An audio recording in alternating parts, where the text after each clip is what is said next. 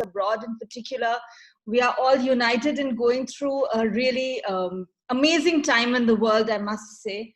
A time which is making everybody rethink a lot of things. People recreate who they are and recreate what they're doing and what their plans are.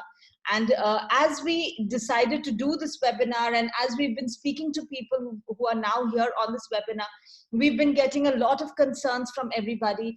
And the mood is really both excited on the one hand, saying that, yeah, okay, there's so much that UK is offering, etc. There's, of course, a lot of nervousness and uncertainty. Luckily, we have an opportunity to have discussions around those things. Of course, nobody has answers, and we are not here to tell you that we have a lot of answers, but we will share with you openly everything that we have. Right. So here we are. I'm Richa, and I run I Know Me, which, as you would know, is a career and college guidance firm. We work with students in self-discovery and in career guidance, helping them find their path, and then helping them build the story and take it from that path to a college destination, either in US, Canada, UK, Singapore, Hong Kong, or India itself, which of course is a highly preferred destination now as well. So, and we have with us Grace and Rohit, and they'll just tell you who they are. And we are with you both to share everything that we know and we can share with you, as well as to answer a lot of your questions. So I'll just share a little overview of what we are doing here, and then I'll ask Grace and Rohit to introduce themselves. One moment, please.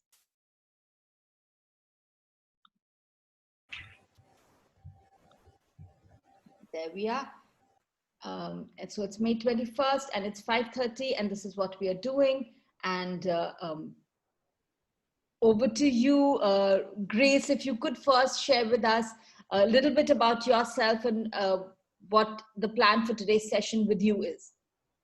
Okay, brilliant. Thank you, Risha. Hello, everyone. Thank you for joining today's session. I'm really excited to be a part of today's INOME presentation on why the UK is emerging as a top destination for Indian students. So my name is Grace Dickinson, and I'm the Regional Manager for South Asia at the University of York. I'm actually relatively quite new to the role. This is my first year in the role as a regional manager for South Asia, and my gosh, what a year has it been, with post-study work being announced, and obviously with this current situation that is so unprecedented. And first and foremost, I just want to say that I hope everyone on this call is keeping safe and well. At the University of York, we're very keen to make sure that the health, well-being and safety of our students is our main priority. And I really hope everyone is staying safe and well during this really challenging period. But thank you so much for giving me the opportunity to be part of today's session. Thank you, Grace. So we'll hear a lot more from you as time goes on. And hello, Rohit, welcome to the session. Do introduce yourself and let people know a little bit about you. Sure. Hi, Richa, and hi to the rest of the group. First of all, can I please check if I'm audible? I've been having some trouble with my audio the last couple of days. So I just want to double check that everyone can hear me clearly. We can hear you clearly. Grace, how about you? Yes, I can hear clearly. Can everyone hear me clearly as well? Yes, we can hear you clearly. And I saw a couple of thumbs ups from Smita, from a couple of other people. So I assume that your audio is behaving itself today, Rohit. Superb. That's good to hear. So first of all, it's nice to see you all virtually. And for those of you I can't see, I hope you're all doing well and staying safe. And of course, unprecedented times. But I guess one of the side benefits of COVID, if there are any, is the fact that we're now able to do all of these things that perhaps we would not have thought of doing before. So thanks to you, Richa, and thanks to Bharat for setting this up for us. So my name is Rohit Ramesh. I head the international recruitment team at the University of Liverpool. I studied at Liverpool myself, so I'm both an alumnus and now a member of staff. And obviously, the forum, the opportunity today for us is to be able to chat with you all, but also happy to take any questions that you might have on a variety of topics that I understand Bharat and I know me have put together. Thank you, Rohit. And before we start off and we start sharing a lot of what we have, we want to understand you a little bit and what your concerns are. So I'm just going to share a poll, a very simple poll, asking you whether you're looking for undergraduate or postgraduate education. Please feel free to just respond here. This is a simple one. We have a couple more to just help ourselves understand you.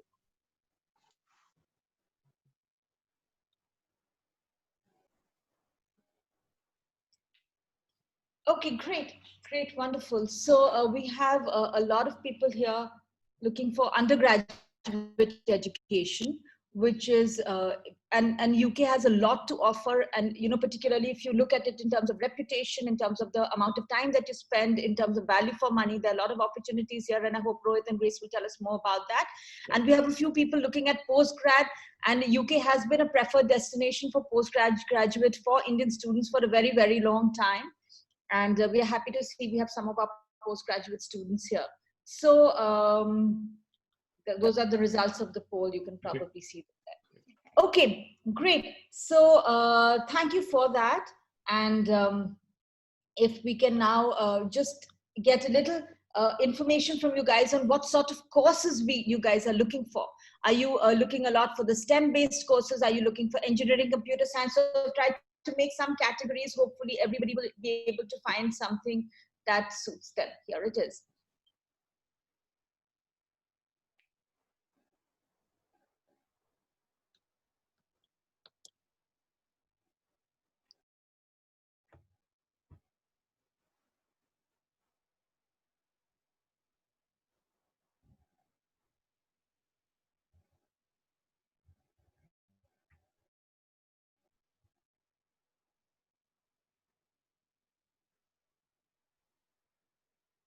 Okay, so 30 seconds more for the poll to end. So anyone who's still thinking, you can mark multiple things, so you can mark more than one course, so please go ahead. I know some of you are still in grade 11, some of you are in grade 12, but you're still making up your mind, so please feel free to make multiple choices if you would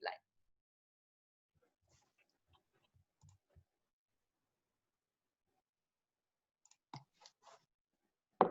All right, so I'm closing the poll now.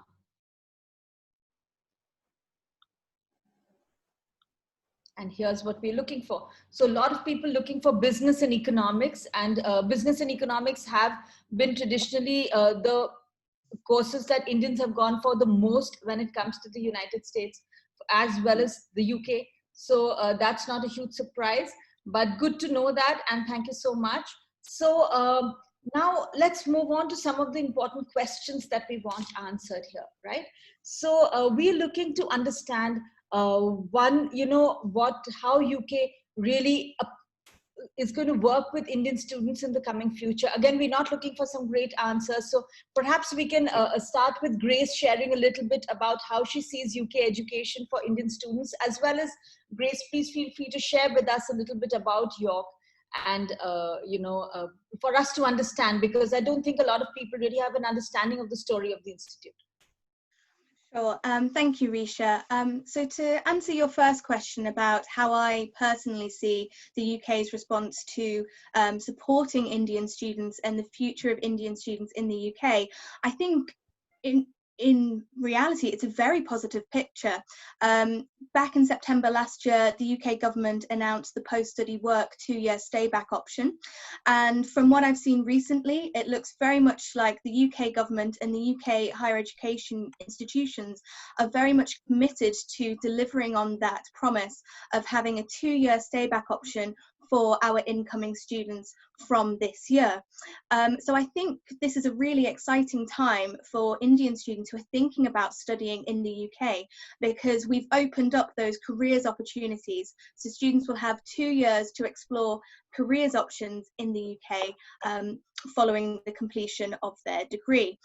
And I think there's also some really positive news stories about the UK university's response to coronavirus in terms of supporting our international students.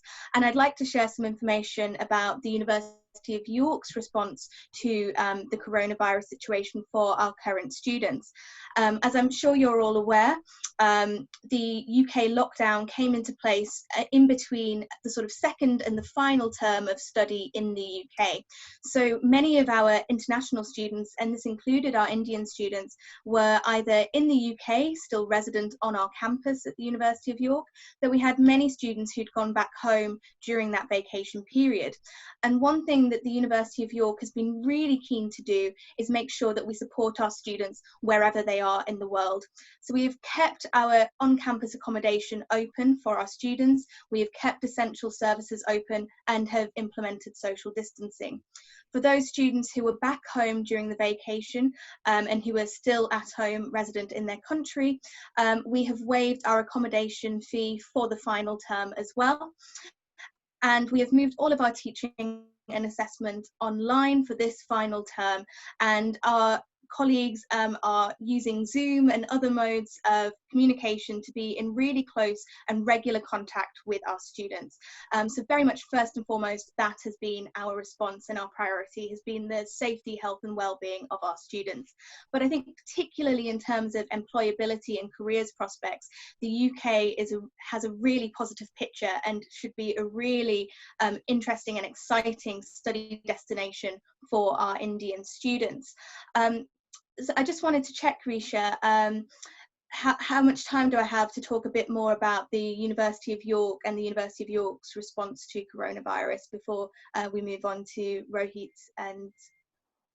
So we do have time. You know, we've just started. We have more than about 45 minutes. So perhaps would 10 minutes be good, Grace? Yeah, 10 minutes would be perfect. So I'll just try and share my screen now if I'm able to do so.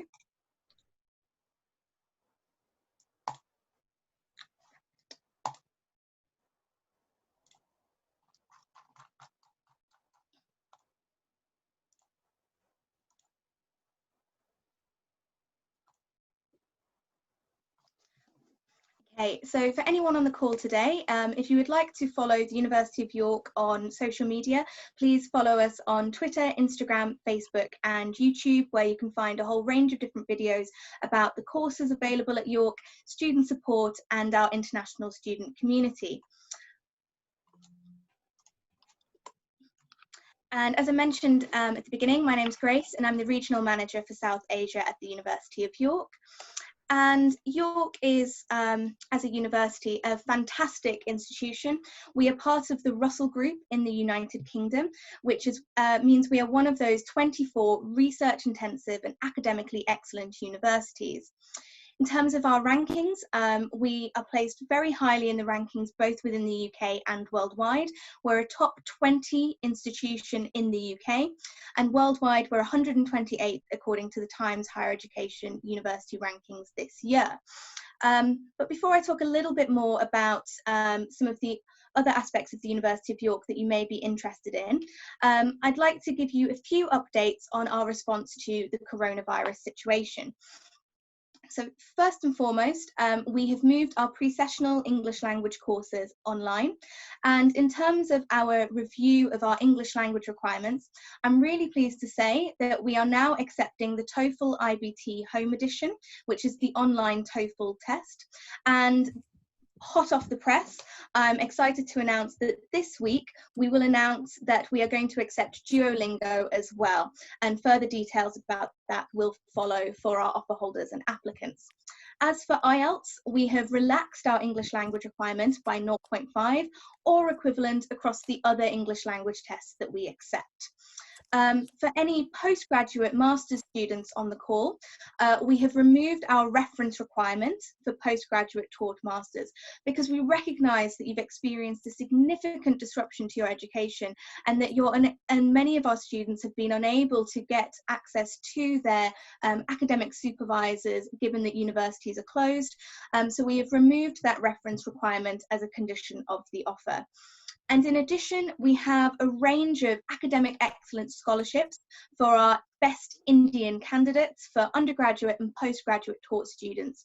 These awards range between £5,000 up to £10,000 as a tuition fee deduction. And for some undergraduate students, we also have awards of £15,000 as a £5,000 tuition fee deduction per year of study. We've extended that deadline to the 30th of May for our offer holders. So if anyone is on the call today who currently holds an offer from the University of York, please do apply for the academic scholarships. And I'd also like to talk a little bit about how the University of York has responded to support our current students, because I think by acknowledging and demonstrating how we've supported our current students, this very much will demonstrate how we would support you as future students at the university. So I've already mentioned that we have kept accommodation open on our campus for those international students in particular who ended up still being resident on campus once the lockdown in the UK was implemented.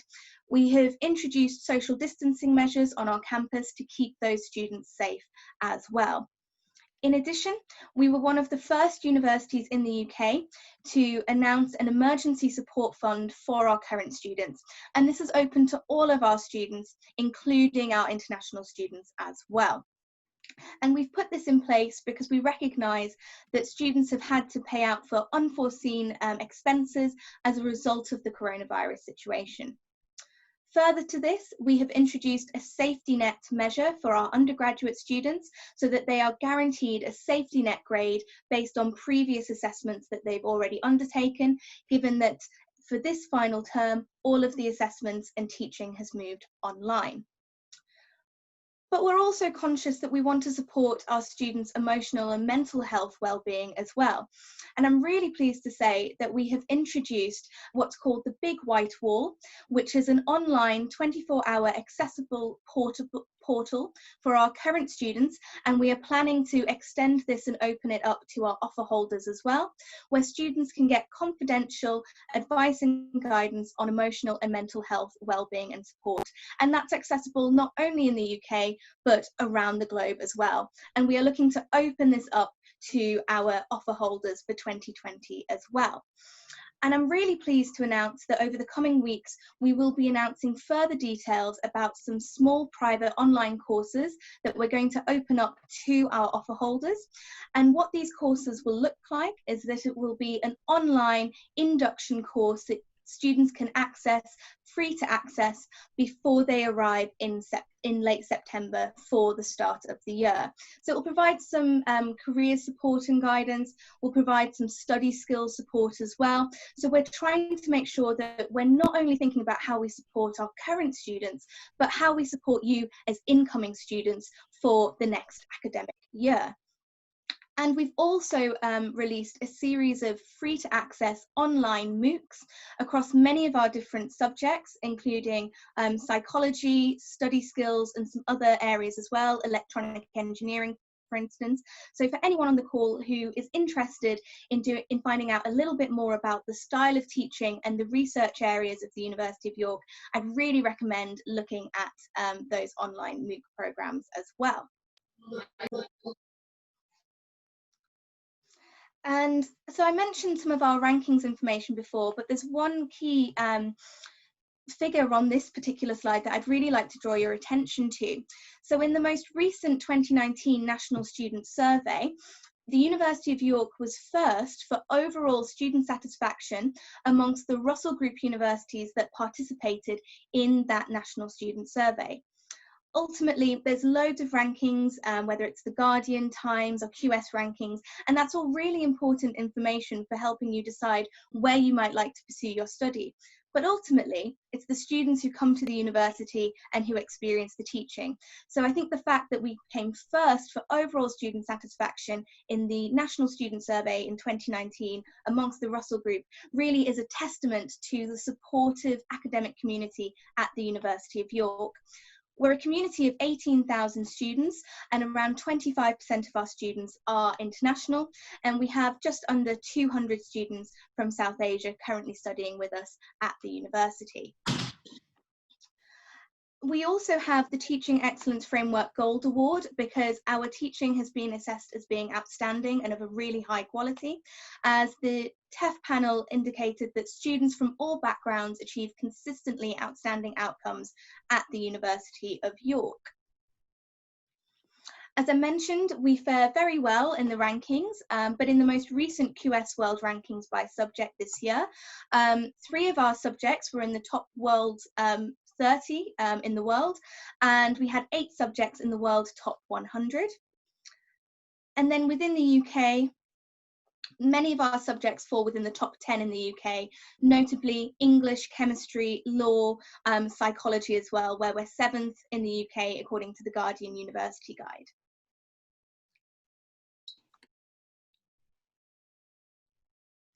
And one key theme about today's session is how the UK is emerging as a top study destination in the post-COVID world. And I think one area that I'd really like to touch upon is the careers and placement support at the University of York, given that particularly for our Indian students, the UK government has announced the 2-year stay back option as part of the graduate immigration route. So I think it's really important at this stage to think about graduate prospects and how universities will support you with career support, advice and guidance during your time there. And the University of York has fantastic graduate prospects. Across all of our degree subjects, 94% of our students are in further study or employment within 6 months of graduating. So your employment prospects are very strong as a graduate from the University of York. And one thing that's quite unique to the York experience is that we have a career support infrastructure and programme in place from you starting at the university, which is called our York Strengths programme. So similarly to other UK universities, our careers and placement team organise a range of different events where we invite top graduate recruiters onto campus for you to engage with those potential future employers. But in addition to this, we also invite our students onto a York Strengths programme, and this is both at undergraduate and at postgraduate level, where you will participate in a series of workshops and online workshops as well, whereby we assess your key professional strengths. And the whole idea behind this programme is that it gives you the opportunity to think about your university experience and how you might frame your overall university experience when writing a job application or putting together your CV in the future. So our careers team are very involved with our students and are very engaged with our current students as well, and will give students a profile of their key professional strengths. So by the time you come to apply for a job, you've already thought about how you might develop those skills and strengths during your time at the University of York, whether that's in your academic studies or also in your extracurricular activities. And as I mentioned, each year, generally, we invite over 450 plus employers onto our campus. And we have really strong global links with key employers all over the world. And in 2018, York was in the top 25 universities targeted by the largest number of leading employers, according to the graduate market. I've mentioned that we have a very beautiful campus, but I think what you get at York is the best of both worlds in that you get a city experience and a campus experience.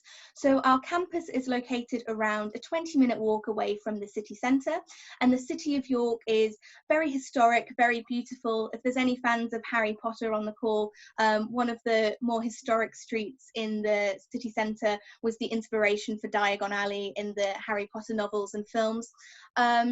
But you also have a campus experience, and our campus is set over a 500-acre site. We have fantastic facilities, including 2 big sports centres. We have a library that's normally open 24 hours a day, but given the current situation, our library services team has been very quick to try and put as many resources online for our students who are still studying with us. And we also have a college system at the university.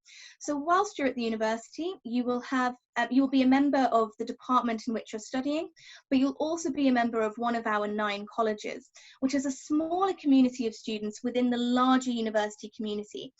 And the colleges provide pastoral support should you require it. They also provide our accommodation, and we have an accommodation guarantee for our international students at both undergraduate and postgraduate level. And there's also facilities for socialising and getting involved in extracurricular activities.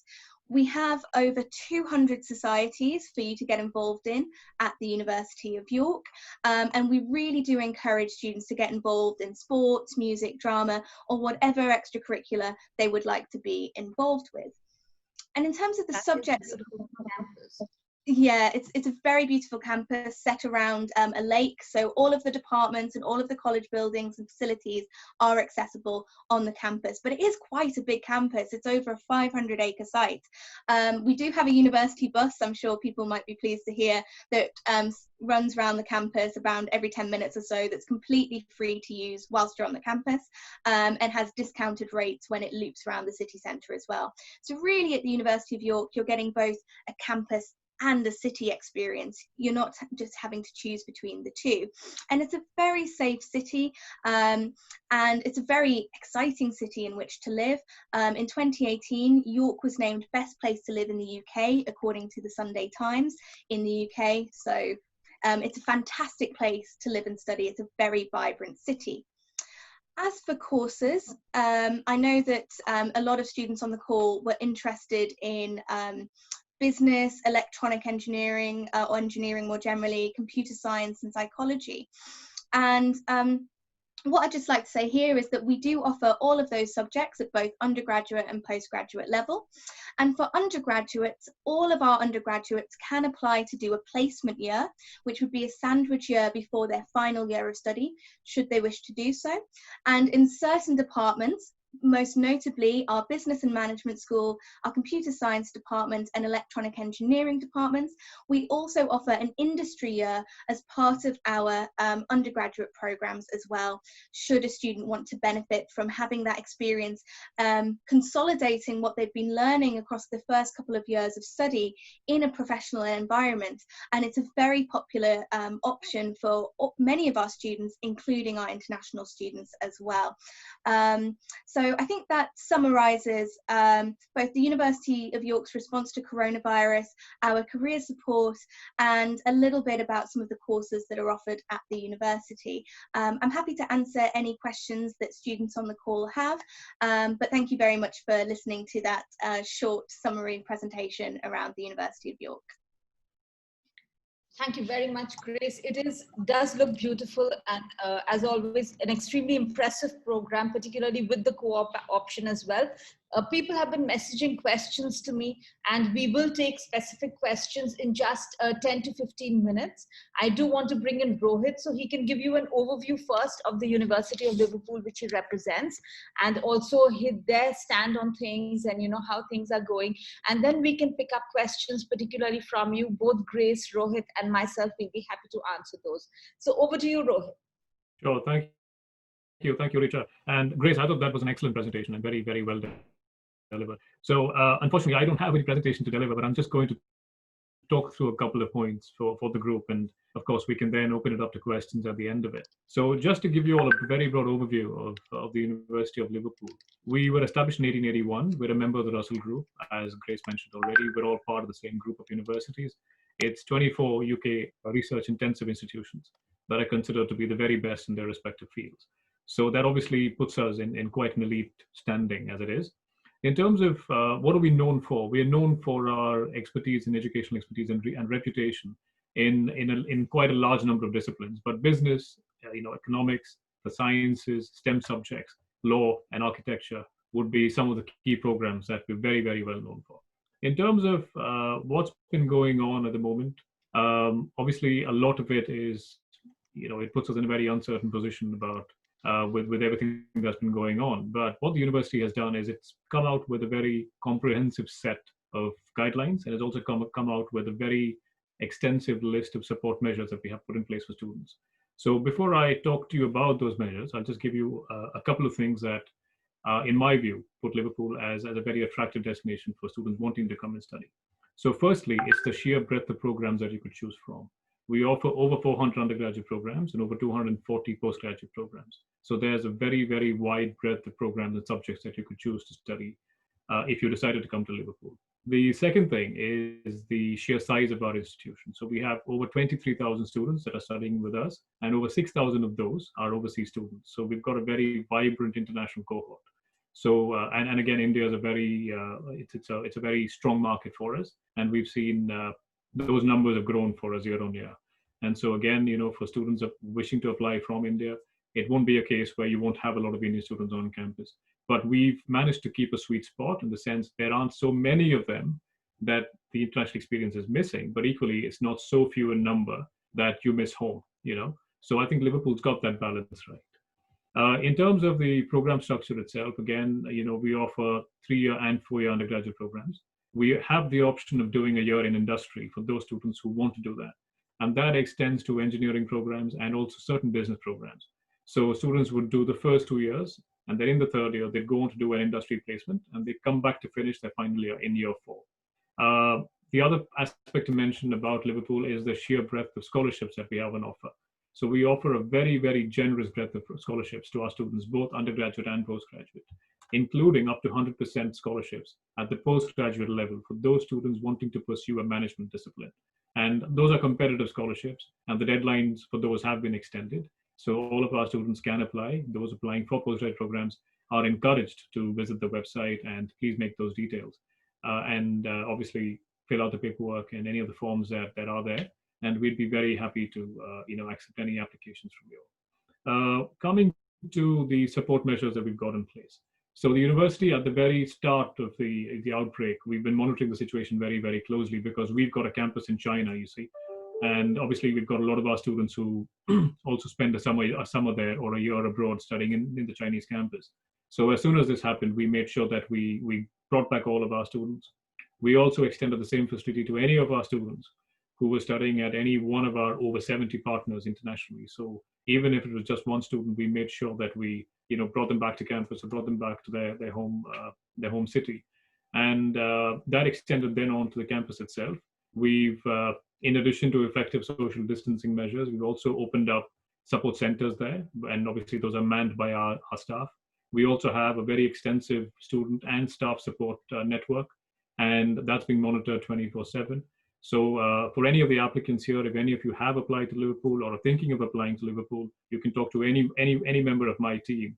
Our details are on the website. So if you went to www.liverpool.ac.uk and you click on international, you can find our details there. And don't hesitate to get in touch with us. If it's to just have a conversation about the entry requirements, or if you want very specific advice on talking to an academic colleague or talking to a department, we can facilitate that for you. That's not a problem at all. In terms of in-country support, again, we've extended a lot of the deadlines that we had in place. So we've extended the deposit deadline for those students who want to make a deposit, who've already got an offer to study, but want to take their time to do that. That's completely all right. We have made decisions to also put in place extensive mechanisms for any deferrals. If students want to defer their offer or are thinking of doing that, they've got lots of mechanisms that they could make use of. In terms of the academic requirements, again, we have put a lot of our content online. Our English language support programs have already moved online. India, of course, is not a market where we've seen a lot of students who need English language support. That's predominantly for students who come from China or the Middle East or certain other parts of the country. But we've already moved all of that online. And plans are to have a lot of the course content as well to move online should this situation go on indefinitely. At the moment, of course, we are reviewing the situation. There is no fixed plan or fixed date that Liverpool can give you in terms of when we're going to start our programs, because we want to be able to monitor the situation and then take the call at the most appropriate time in the most appropriate manner for our students. And if that is going to be a blended approach, that may well be the case. If it's going to be a case where we start later on in the cycle, then that's also a possibility. So Liverpool is waiting and watching, and we are going to take a very considered approach, taking everything else into account. But we do have our backups in place. And so if it does mean that we may have to go down the online route, then we have everything in place that is needed to make sure that is facilitated. So a lot of work going on at the moment behind the scenes, a lot of academic departments are on board. We are extensively recording a lot of content. We're doing a lot of virtual open days. We're doing a lot of applicant discovery days. We're doing a lot of webinars. You will see my team and myself at various fora, talking to students, talking to partners. And so we're trying to disseminate as much information as we can, in this very uncertain time, so that students, parents, partners are all getting the information that they need. And just a few other points that I've made. In terms of what we are going to be doing shortly is release a statement about the English language requirements. We've obviously decided to accept certain additional tests in addition to IELTS, but in terms of the banding scores, that information should be out sometime this week or early next week about the exact banding for programs. One of the things that we have decided to do is to waive the requirement for academic and professional references, simply because we understand that it's not easy for people to get those references anymore. We have also waived the requirement to have professional references on letterheaded papers. If somebody does manage to get that and they want to send it across, they're most welcome to do that. And we would not insist on it being on letterheaded paper. But that's, of course, only for postgraduate programs at this point in time. In terms of the courses itself, I noticed in the poll that a large number of people on this particular call were looking for business and economics programs. And I can't remember the second subject, Rita, so sorry if I missed that one. I know economics and law were there, but did you mention there were STEM subjects as well on the poll that was just done? Sorry, yes, we did. There was some STEM. There was engineering, there was pure sciences and applied sciences and computer science and applied mathematics. So that's good. So I'll just give you all a quick overview of the two disciplines. So the Business School of Liverpool is a double accredited school. We are working towards a triple accreditation. And it's got multiple disciplines. You can look at accounting and finance. You can look at the operations and supply chain. You can look at marketing, finance, investment management. And on the postgraduate side, you have the option to do a master's in management for those students who not got the work experience but want the feel of an MBA. And we also have two MBA programs. One is called the Liverpool MBA program, which looks for people with at least 3 years of work experience. And the other one, of course, is the football MBA program at Liverpool, which we are the only one in the world offering that at the moment. And it's a very, very popular program. In terms of the MBA requirement, we are looking at lowering the entry requirements in terms of work experience, because we understand that at the moment, a lot of people who might have been working towards a 3-year gap or a 3-year work experience requirement may experience a gap due to the COVID situation. So that is something that we are considering. We don't have an update yet on that, but I suspect we will have something very soon. Coming to those students looking at undergraduate programs, excuse me, we've got an extensive list of partners that we work with. These are partners that have top businesses and industries across the UK and within Europe and also outside of Europe. And we bring people down to deliver guest lectures. We also have workshops that we run. So a lot of our undergraduate students benefit from talking to industry leaders and industry experts. This ties in directly with the career support and careers and employability aspect that Liverpool is very strong in. We have 3 career fairs every year. We bring a whole range of companies down to campus, and our students have the opportunity to meet with these companies, talk to them, understand what it's like to work in these companies. And in addition to that, what we also do is we offer free career guidance and counseling to every student who comes to study at Liverpool. And all of this is free. Nothing is charged. And we make sure that we offer career guidance and career support for up to 5 years after our students have graduated.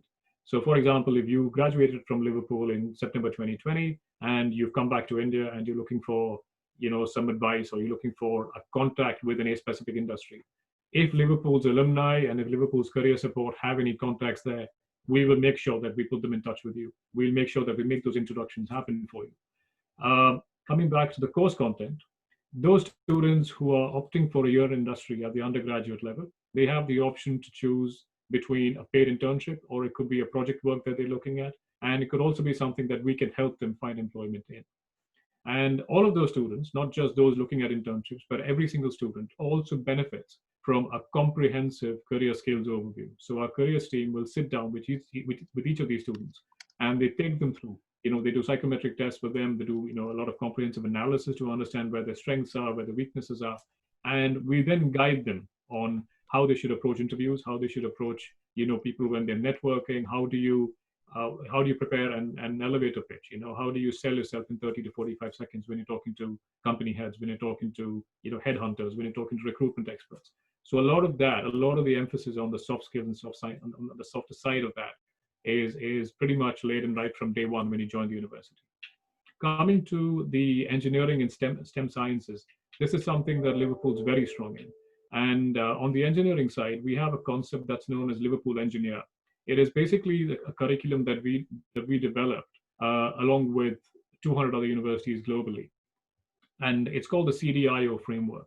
CDIO was designed and developed by MIT back in the 60s, and Liverpool was one of the first proponents to sign up to that. Essentially what it does is it focuses on an engineer being able to do that very same thing that they are studying. So for example, a lot of engineers are very, very good when it comes to the theoretical knowledge of how to let's, for argument's sake, take designing, an aeroplane. But from a practical perspective, they don't really have the expertise or the exposure to make sure that what they have theorized works on a practical basis. So by Liverpool signing up to CDIO, that is something that gets ingrained in them right from day one. CDIO stands for Conceive, Design, Implement, and Operate. So what that means is anybody who is doing the Liverpool engineering program, right from day one, and by the time they complete their degree 3 or 4 years later, will be able to conceive a project, design it, implement it, and operate it from start to finish. So our student engineers, they work with our senior students, they work with our research groups, because Liverpool has an extensive postgraduate research group, which brings in millions of pounds in funding. So a lot of our students are able to engage with them on live projects. We also roll out the employment scheme and the internship aspect of things to our engineering students as well. So we have extensive market support. We have a lot of employers who come down, and we also have our professors who lead on certain key projects. So for example, Liverpool holds a record for the land speed. It holds a land speed record for a hand-operated bicycle.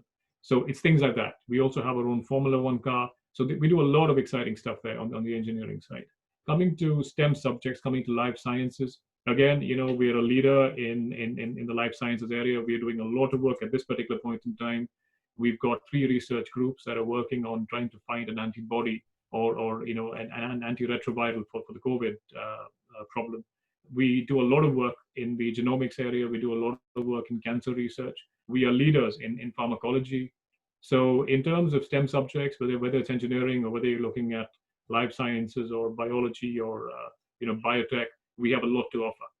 So of course, that's just a very, very brief overview.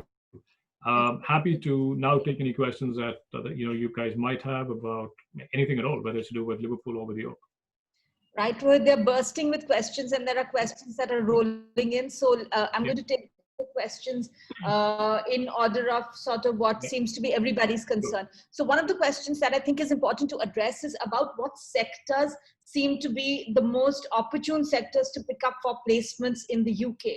So now, in the post-COVID world, everybody has to make somewhat practical choices, since choices have narrowed down.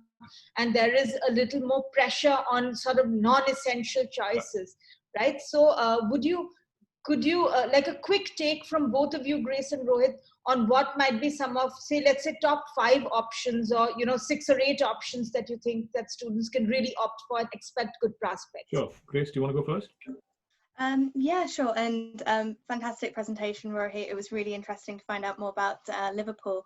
I think first and foremost, it's important for students to study what they want to study, because ultimately I think that's where you're going to get the most value from your university education, because you'll be far more engaged and motivated by the subject that you're studying. And I think particularly within the Russel group, there is perhaps less concern about graduate prospects, because no matter which subject you study, Russel Group universities are very research intensive and academically excellent. So graduate prospects across the Russel Group, such as at the University of York and the University of Liverpool, are very strong, irrespective of which degree you study. However, I would say there are some subjects that do have a bit of a buzz around them in terms of employability prospects at the moment. Computer science, and the University of York has some really strong computer science programs, both at undergraduate and postgraduate taught level. So for undergraduate students, we have specialisms in cybersecurity and artificial intelligence. And at postgraduate level, we also have a specialism in cybersecurity. And we do have industry years as part of the undergraduate programs if students would like to do that. And students could also do computer science as an integrated master's. And we have seen that our students from computer science have gone off to really strong careers and have had really good graduate prospects. So for instance, within 5 years of graduating, York is 5th in the UK for top graduate salaries from computer science degrees, and we're just after Oxford. So computer science at the moment, I've seen a lot of articles recently about skills gaps in several global economies. So I think computer science has a real buzz around it. So if you're interested in mathematics, if you're interested in programming, computer science might be a subject you're interested in. Similarly, business and management courses tend to be particularly popular with our Indian students taking a business and management course. And one thing that we are keen to do at the University of York is make sure that our curriculum, not just in business and management, but in all of our other degree programs, is closely aligned and tied into what we think are the key professional skills that students need to develop as part of their degree. And our management school has fantastic graduate prospects. I mentioned that overall 94% of York graduates are in further study or employment within 6 months of graduating. In our management school, it's above average for the University of York, it's 95.6%. And in addition, electronic engineering, I think, is also a really good subject for employability as well, because not many universities in the UK specialise specifically in electronic engineering. There's lots of interest and buzz around civil engineering, about automotive engineering and so on, but electronic engineering actually has a lot of applications across many different engineering fields, and we've seen that in employability prospects from the University of York.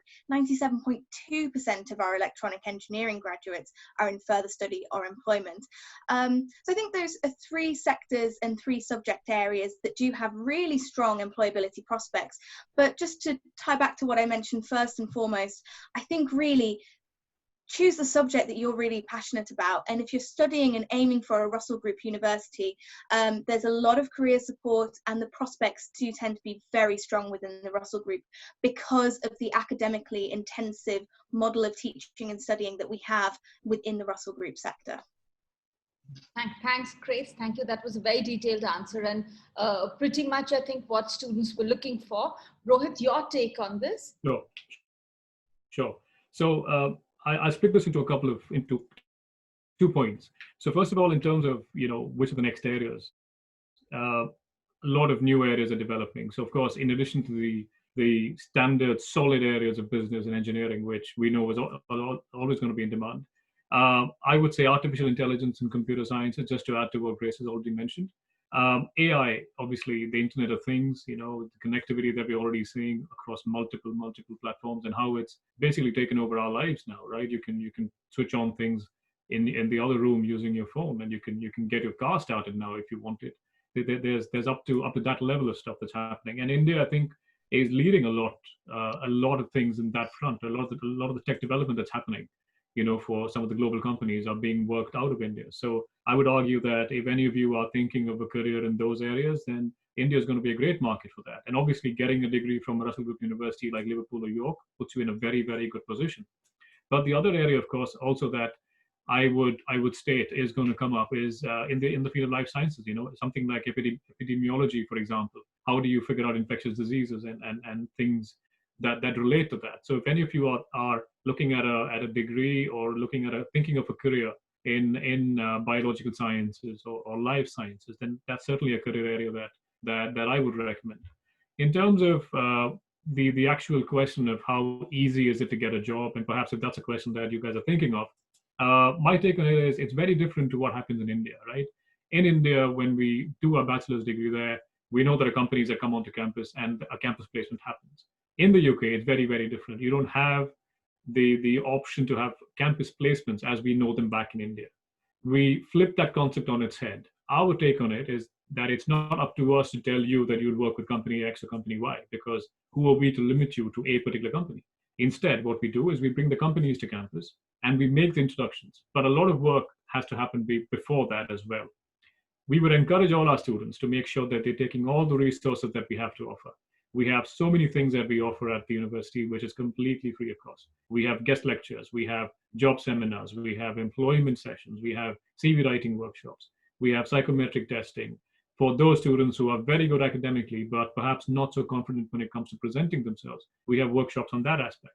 We have some students who are very, very good in a social setting, but they perhaps aren't able to get the right skills in order to write a resume or write a cover letter. And again, we've got workshops on that.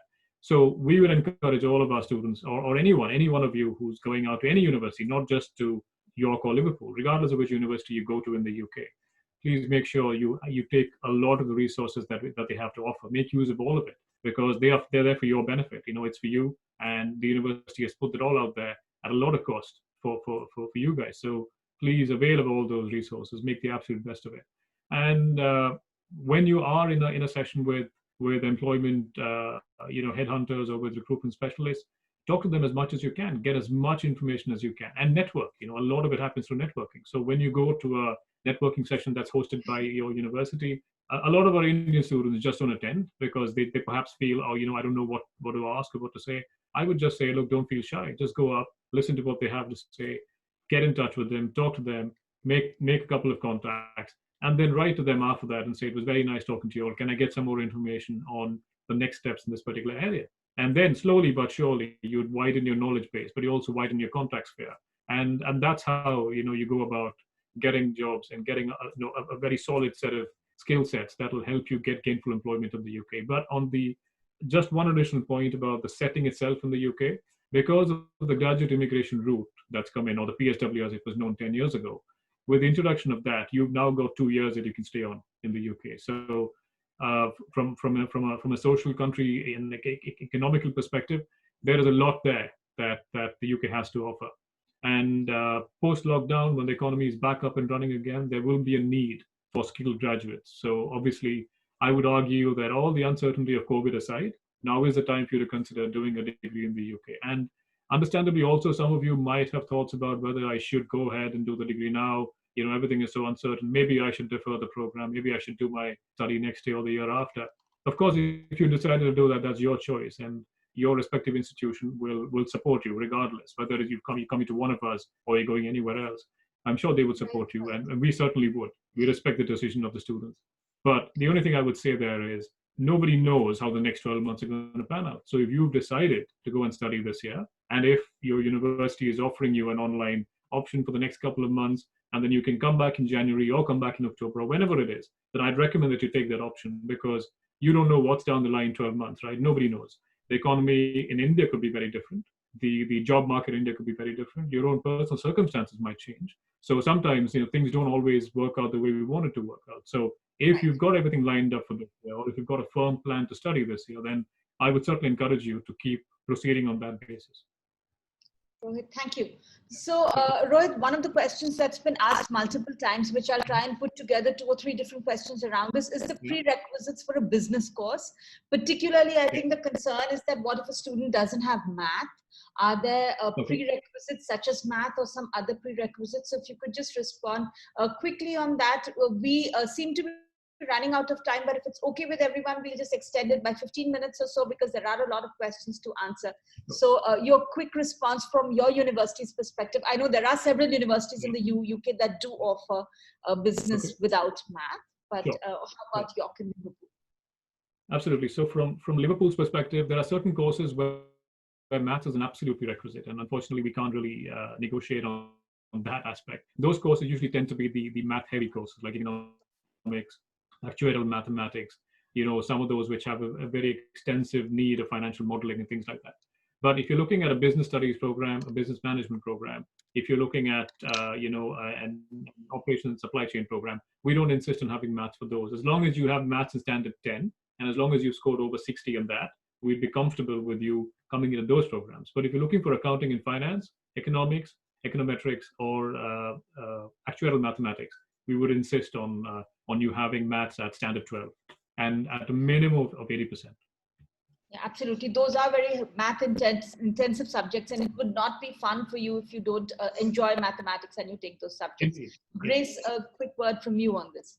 Yeah, I mean, in short, the University of York is very similar to the University of Liverpool there. So for the courses that Rohit just mentioned, actuarial sciences, some of our BScs in business and management, we have courses in accounting and financial management.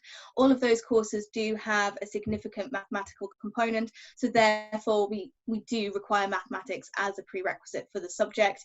But we do have several management courses, such as a BA in business and management. We have a marketing course where maths isn't a prerequisite. So there are still other options available. But for those subjects where maths is a key component, it is a key part that obviously it's a requirement to be able to fully make the most of that course at the university. Thank you. Thank you, Grace. So another question which has come multiple times is about law in the UK. You know, a lot of Indian students who want to study law choose UK as their international study option for multiple reasons. I think it's efficient time-wise because, you know, in 3 years you have a graduate degree. As well as I think that it's recognized, it's closer to the Indian system. So a lot of students prefer to study law in UK. But what really are the prospects for a law student? So like you said, engineering, computer science, bioscience is possibly, you know, top courses. How does law work in terms of placements and prospects particularly?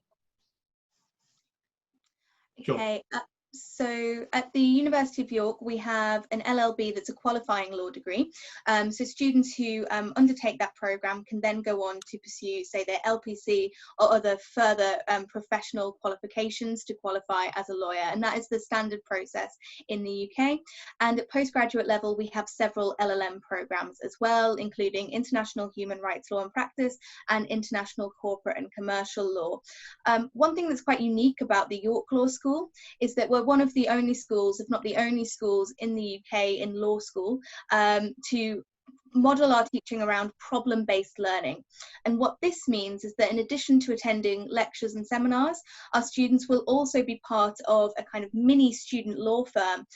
Of course, it's entirely fictional, but students are given the opportunity to work as if they are working in a law firm with other students to practice negotiation and litigation skills. This is also assessed and moderated by one of the academics as well, who's there to sort of help out. But very much this is a practical hands-on course. So this is quite a unique model of teaching within the UK. And actually just this morning in the UK, we've ran a law masterclass for many of our offer holders and applicants, and if anyone is interested in attending the event that's taking place at 4 p.m. UK time, I recognise that's very late in India, but if you are interested, I'm happy to share details about that as well, where you can find out a little bit more about an interactive simulated legal clinic interview and what the teaching at York is like. That would be good, Grace. It's only about 8:30 India time, so that would be really doable. So okay. That's great. So if I'll move on to the next question, Rohit, sorry, I'm just rushing so that, you know, because people have so many questions. One of the most interesting questions being asked so far, so I'm going to bring it up the list a little bit and go with it. What's the prospect of pursuing an undergraduate degree and playing cricket in UK? This person wants the option of pursuing cricket as a profession. Brilliant question. Listen, that's as a cricket player myself, and as an absolute cricket lover, I completely get your point. But first of all, what's the prospect of studying, doing a degree in the UK? I mean, we've spoken at length about the virtues of doing a bachelor's degree in the UK. And I know that that's something that is never going to change, the benefits of studying in a country like the UK in a system that's world renowned. So naturally, and if you also study from a Russel Group University, then that's pretty much set, right? Because you've got to consider a couple of things. What do people look for when they're employing graduates? They look for a couple of things. They obviously want to know what you've studied, but they also want to know where you've studied. And that's just as important.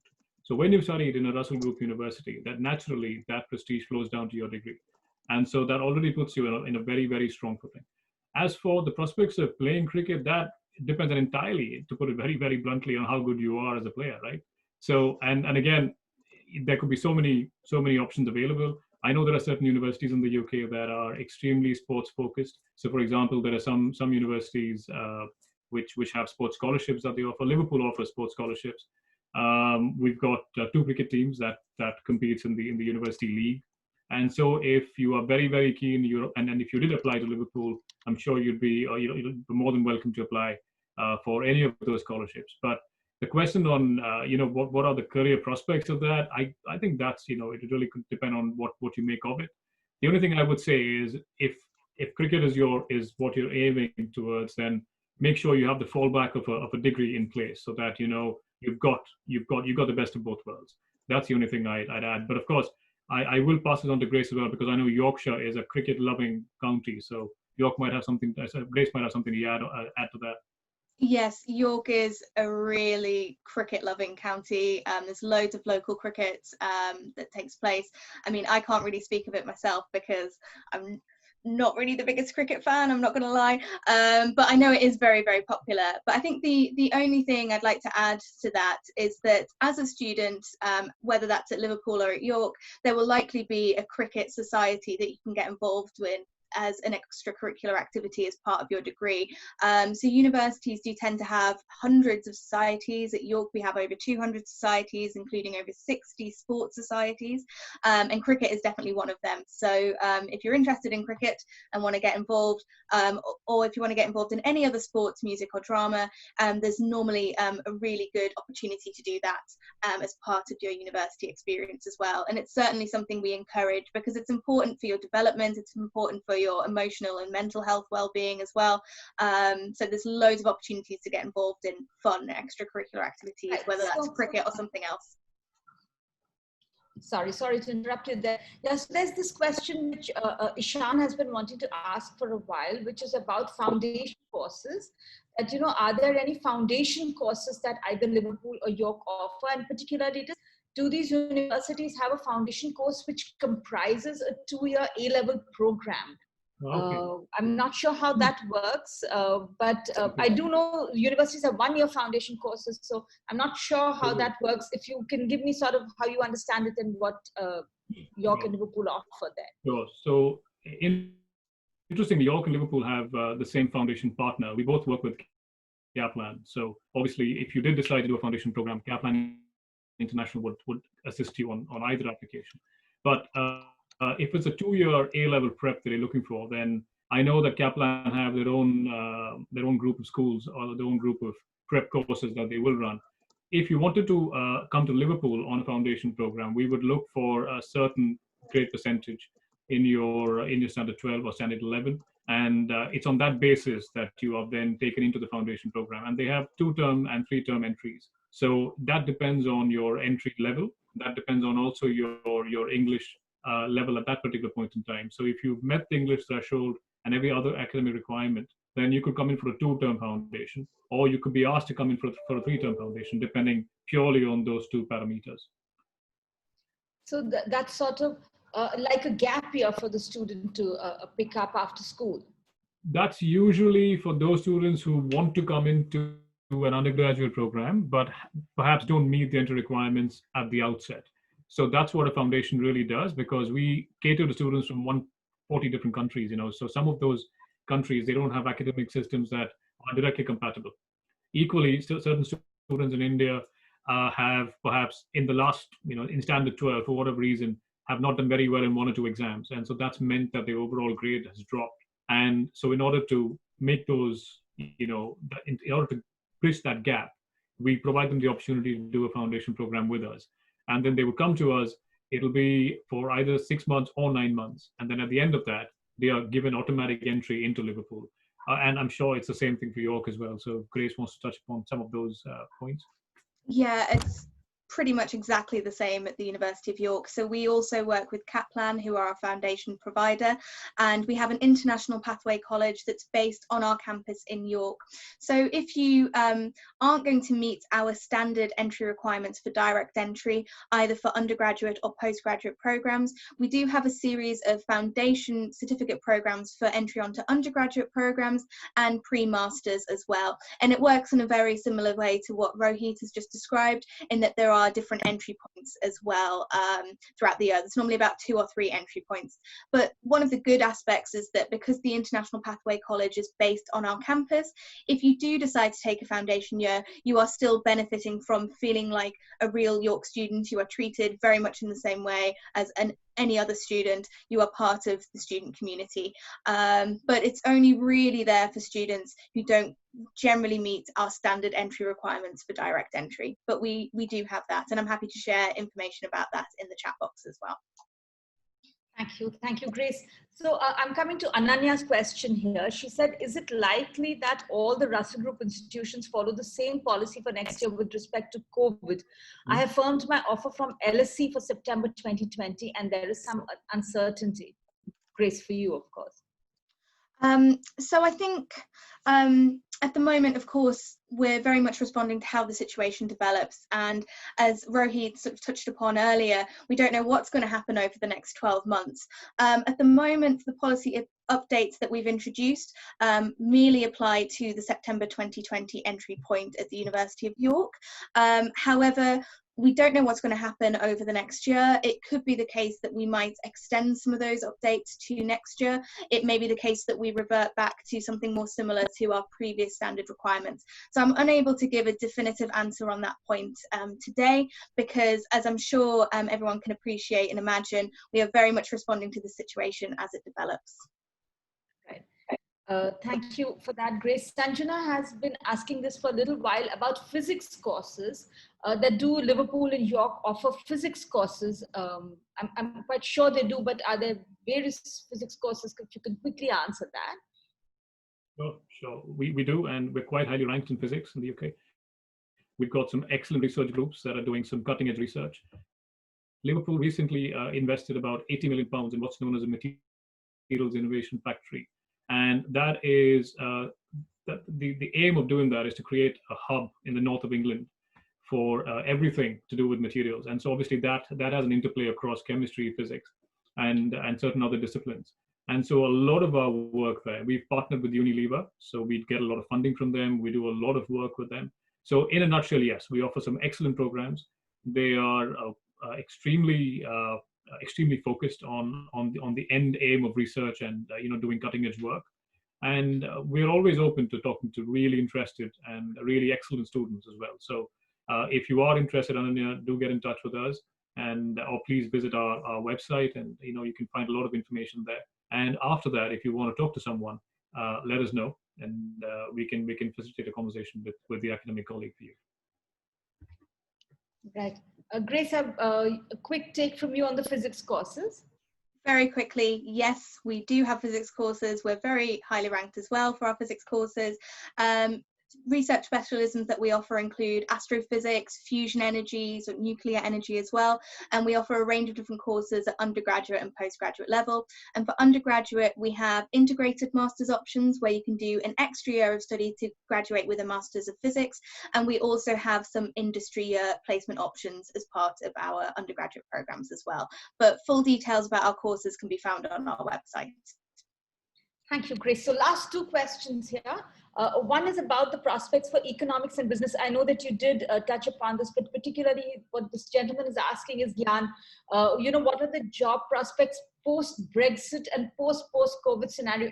Of course, again, there are no definitive answers of exactly how the combination of Brexit and COVID is going to impact everything, but how do you see it? So, Gyan, just to, I would tell you what I tell every student that I talk to. Getting a job is a combination of factors.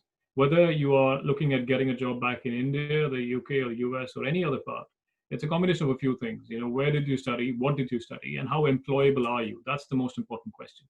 And employability as such is a combination of a few things. It's about, are you able to, do you have the academic skill sets that are needed, which you will have if you study at a university like York or Liverpool.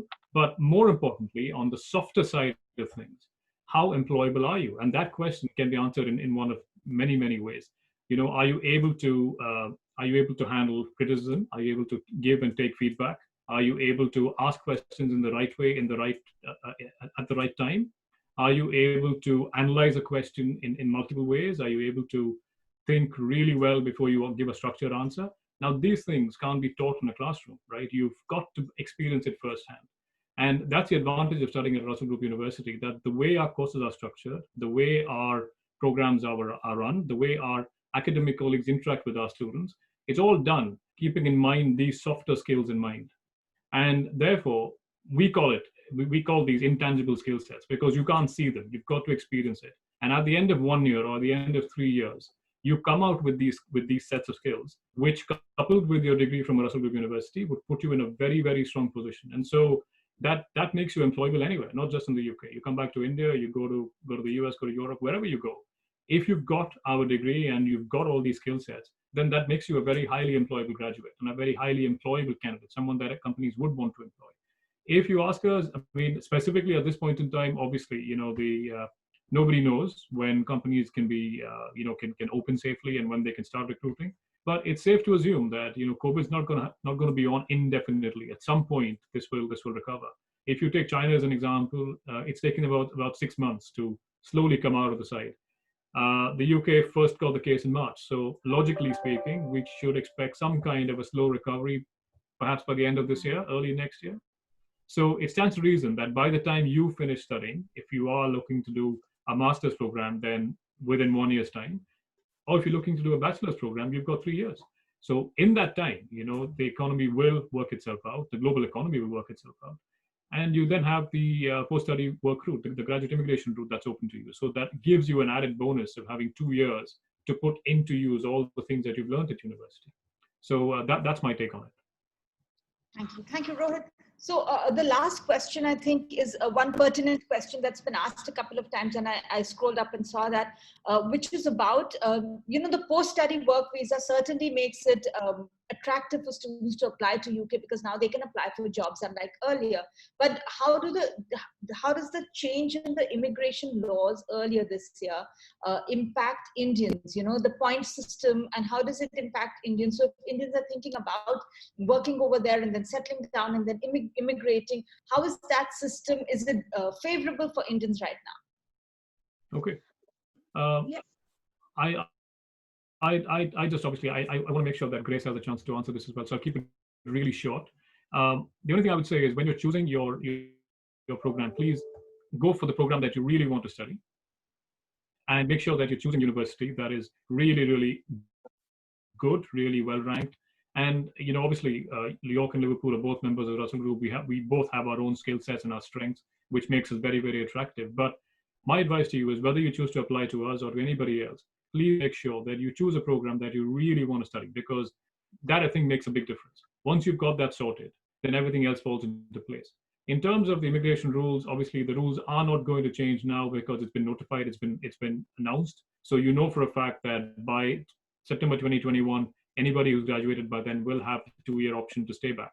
Everything else, the points-based system, that is for those people who want to migrate to the UK. But as students, you already benefit from the graduate immigration route. So really, you've got that bit secured. But I would reiterate my earlier point that all of that should come secondary. Before you get to the point of wanting to work in the UK, you need to make sure that you do a course that you really want to study and that you can really make a good job of before you get to that stage. That's the only point I would stress on. So please make sure you choose a university and choose a course that is right for you. Yeah, I totally agree with Rohit. I think that's a fantastically comprehensive answer. One thing I always say when I'm advising students is choose the course that's right for you. I totally echo what Rohit has just described, because a course, say, in physics at one university can be very different from a course in physics at another university.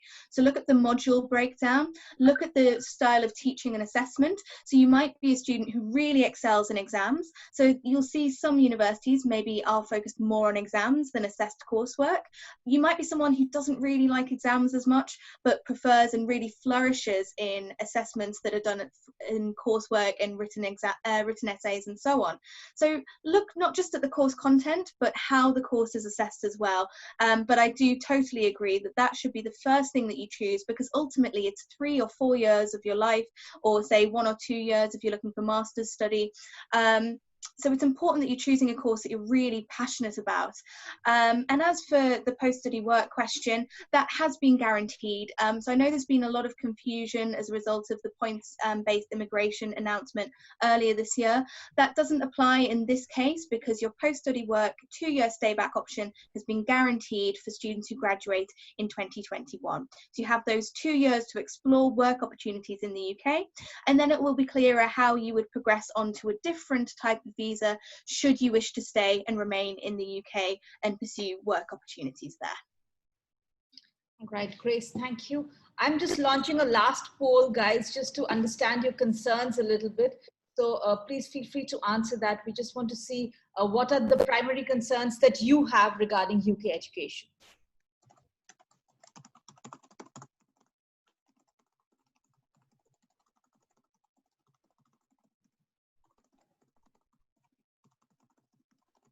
can already see financial aid topping that list. And there's a question here on financial aid as well, which I'll, since that seems to be a primary concern, I'm putting it out there. It says, post-COVID, are these universities offering any kind of benefits in tuition fees? I think a lot of people are hoping that post-COVID, there'll be maybe a waiver, some reduction in tuition fees. Does any of that seem possible for you right now? Is it some visibility on that? From a Liverpool perspective, we already offer a very generous scheme of scholarships. We've got specific awards for Indian students. We have specific awards for certain disciplines, certain programs. As I mentioned earlier, anyone wanting to do a postgraduate program in the management school can get up to 100% scholarships. They've got to fill the form out and complete, the paperwork needed for it. And then the scholarships body will decide. But we feel we've got an already effective and quite a generous scholarship scheme. At the moment, of course, what we want to do and what we're focusing on is providing all the support that they need in terms of, the correct advice at the right time, trying to expedite the offers that they have got, trying to smooth things over if they have any issues with the cash statement, things of that nature. So we've not been given any further guidance on a COVID-specific scholarship or anything of that sort. But I'm sure if that does happen, then we obviously will publicize that with everybody. Yeah, and similarly at York, we also have a really extensive scholarships package anyway. So I mentioned briefly the academic excellence scholarships opportunities that we offer to our international undergraduate and postgraduate taught students. Though we are reviewing our current scholarship offering as we would do every year. So it may be that we have further updates to follow on that. But at the moment, we do already have quite a comprehensive package.